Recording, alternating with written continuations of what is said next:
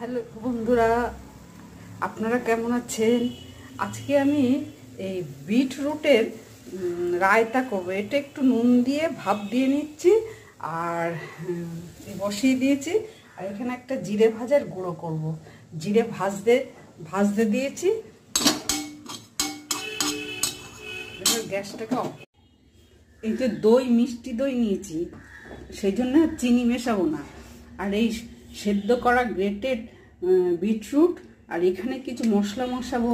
এই যে কাঁচা লঙ্কা, এই যে বিচি দেখা যাচ্ছে, একটা কাঁচা লঙ্কা আর ধনে পাতা একটু থেতো করে নিয়েছি।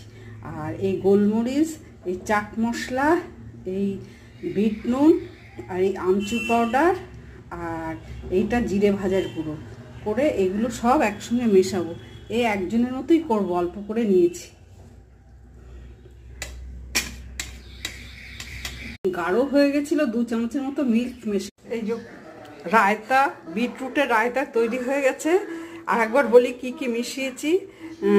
বয়েল বিটরুট, ধনেপাতা, একটা কাঁচা লঙ্কা, 1 পিঞ্চ গোলমরিচ, চাট মশলা, আমচুর পাউডার, কালো নুন, আর এমনি সল্ট দিয়েই তো ওটা বয়েল করেছিলাম বিটরুটটা।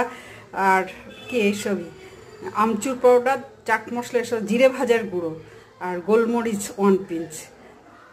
মিষ্টি আর দেইনি।